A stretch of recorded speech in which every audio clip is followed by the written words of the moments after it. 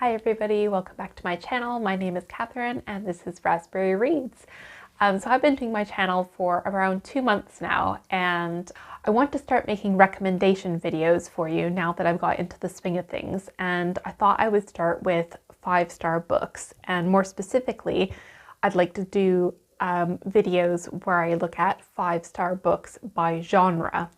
And this will take me some time because I've got lots of 5-star reads and 4-star reads, which I'll classify as really good books as well. But I thought I would start today with the first of, I guess, a series, and this is 5 of my 5-star historical fiction reads. So as you might know, I love to read historical fiction. I am actually a historian by training, even though I'm not active in academia anymore.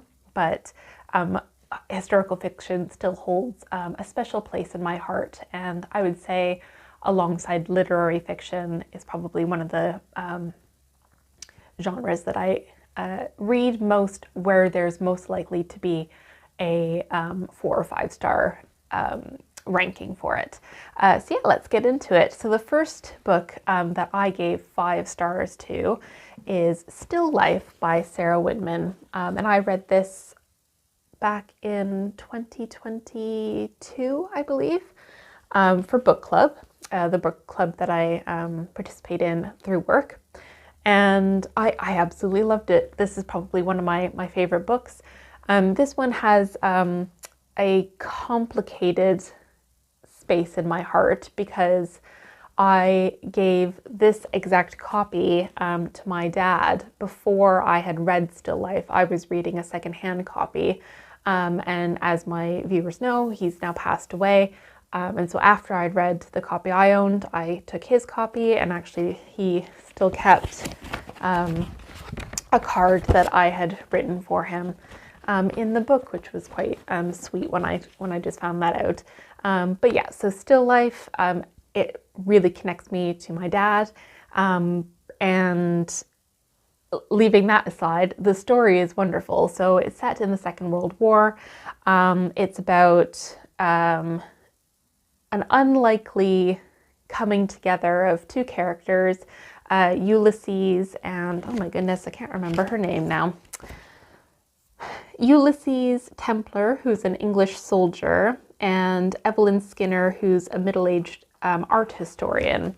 So yeah, they meet in Italy, and then they go their separate ways. This book follows lots of different storylines and timelines, and it basically looks at Ulysses' life and the people that surround him and how he interacts with them after the war. I don't want to say too much because it'll end up giving it away, but I thought it would be helpful for me to give you sort of like 3 words that I think encapsulate each book.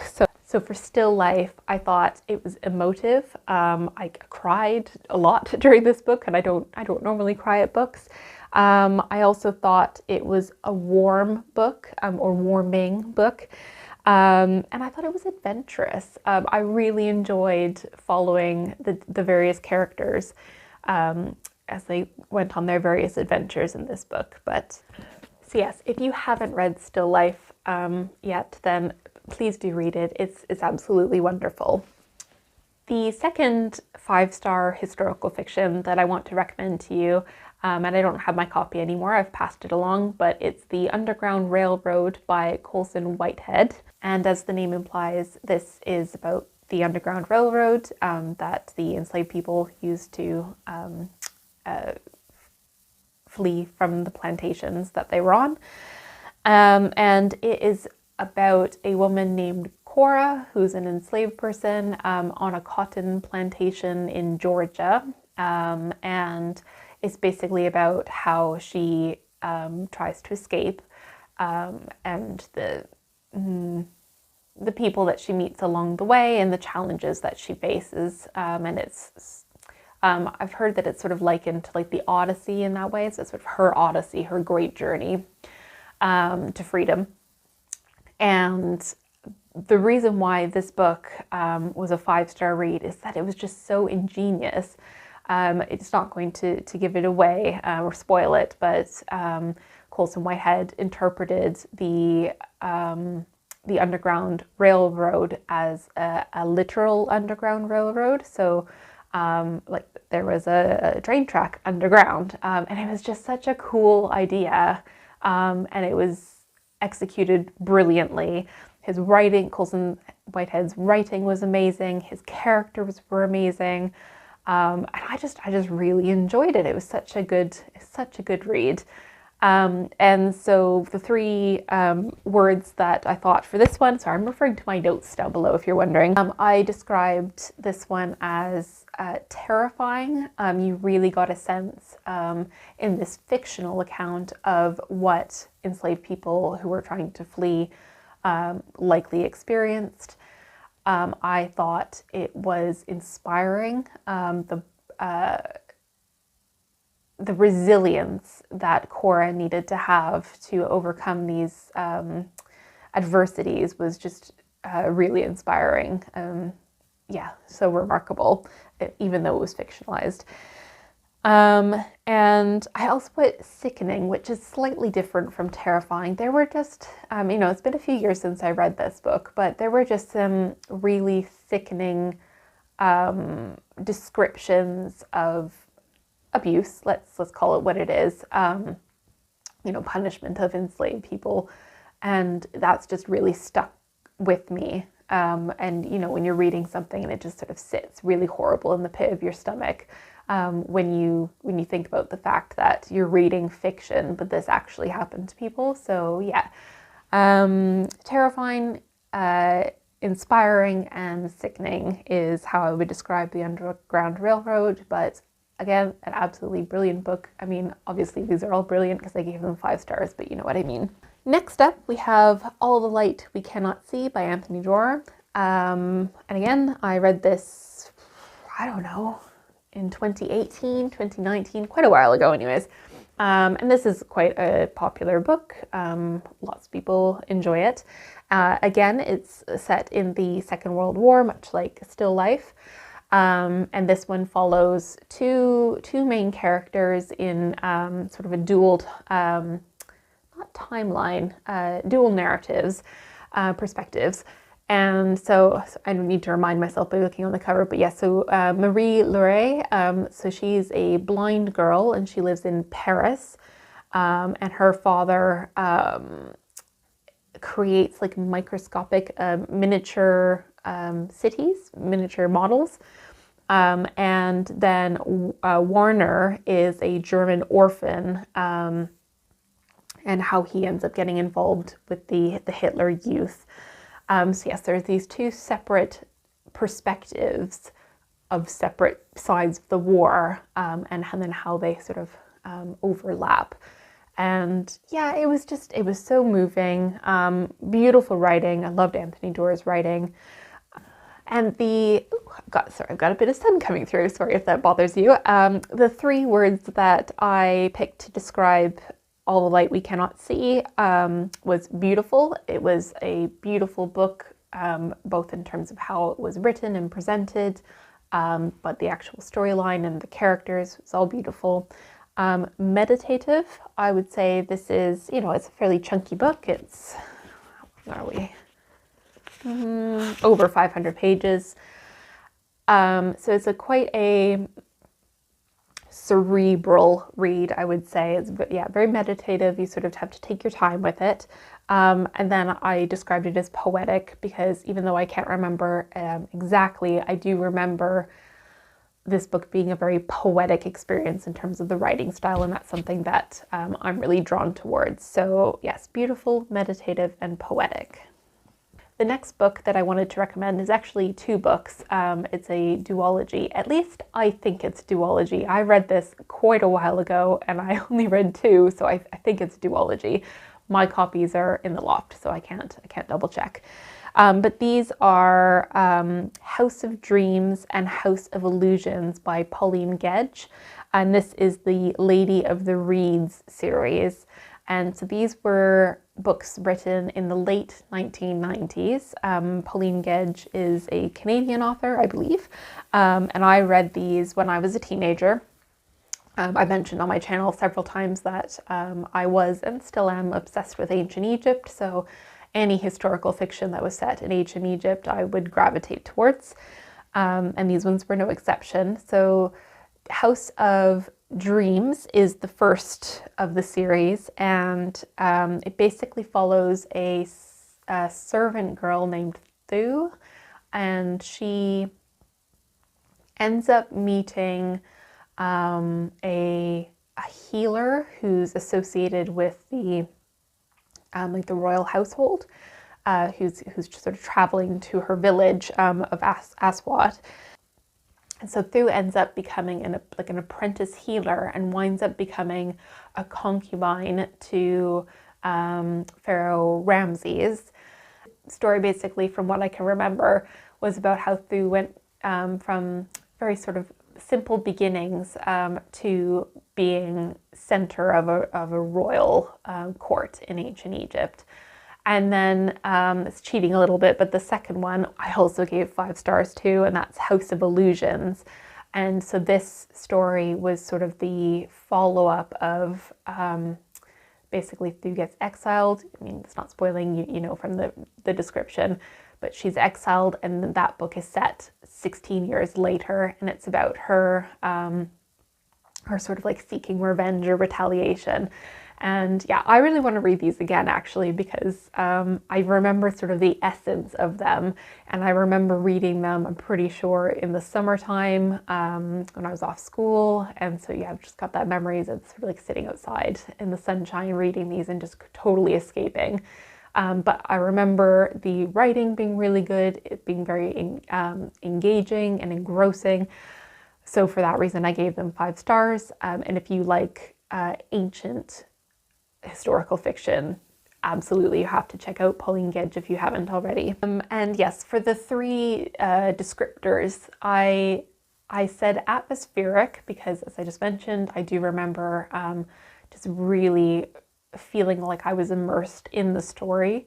I also thought, this isn't really a descriptor word, but female-centered. I liked that it was about a female, a young girl as the protagonist.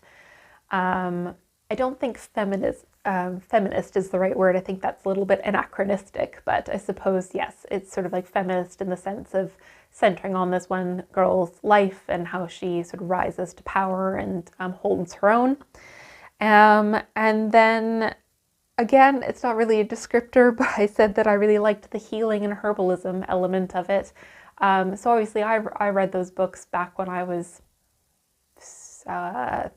13 maybe, and this was well before I decided that I wanted to do a PhD on herbal remedies, and I just find it interesting looking back now that I was even at that young age drawn to herbalism, you know, women practicing medicine and that sort of thing. So yeah, Pauline Gedge, any of her books really, but House of Dreams and House of Illusions in particular, 5-star reads for historical fiction.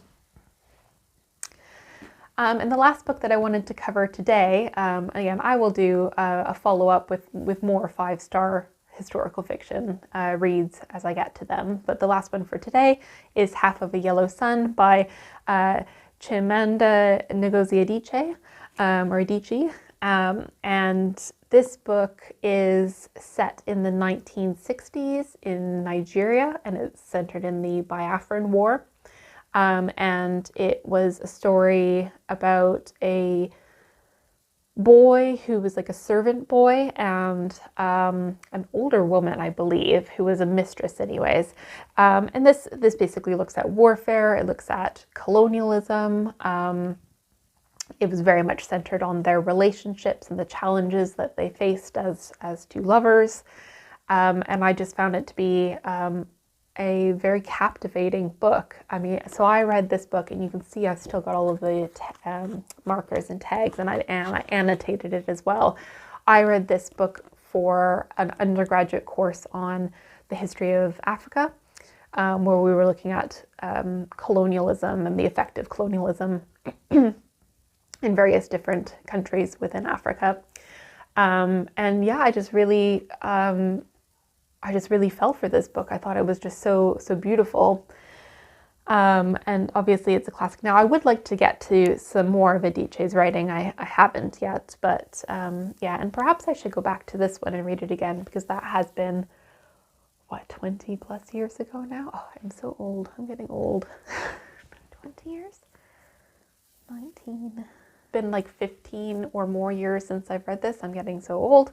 But yes, I think I perhaps need to refresh my memory. But in any case, it's sat on my shelf for years. It's come halfway across the world with me. So it's definitely a 5-star read. And in terms of the words that I used to describe this one, so yeah, looking at my notes, so I remember it being uncomfortable, just the descriptions of war and the situation that the characters were in. So yeah, uncomfortable. It obviously touches on colonialism, as I mentioned. So that was the second word. Again, it's not really a descriptive word, but it is about colonialism. And love. It was a love story. And all about sort of the lengths that you will go to for somebody you love. So yes, Half of a Yellow Sun. If you haven't read it already, then I very much recommend. So yeah, those are 5-star historical fiction recommendations for you today. I'm thinking about it, and all of these 5 books that I mentioned today all have a theme of love in them. I wouldn't say that I'm like a romantic at heart, but I do enjoy a good love storyline within historical fiction. I also think all 5 of these books look at the theme of humanity and what it means to be human. So they're all connected in that sense. And then just in general, when I'm looking at what qualifies as a 5-star read, and I mentioned this in a recent tag video, but for historical fiction, the author needs to do a flawless job with their research, but also the way that they create time and place. I need to feel like I'm escaping into that world. And that's really hard to do. You know, I'm an academic by training, but I don't think I'd easily be able to write a historical fiction and really feel like I can transport my readers into that place and time. That's a very impressive skill to master. So yes, all of these 5 books did a wonderful job with that sort of atmosphere and really setting the scene for the time period in which they're set. And that the characters also are appropriate for that time period. That encompasses descriptions of what they're wearing or how they comport themselves, their dialogue, etc. So yes, those are my 5-star recommendations, the first ones, I believe, on my channel. And I will be back soon with more recommendation videos. If you have any suggestions on what you'd like me to talk about in terms of recommendations, please feel free to let me know in the comments. Also, if you are a historical fiction reader, what are some of your 5-star reads? I'm always interested to pick up more historical fiction. And with that, I hope you're having a wonderful day. I hope you're all doing really well, and I will see you soon in a new video. Take care. Bye.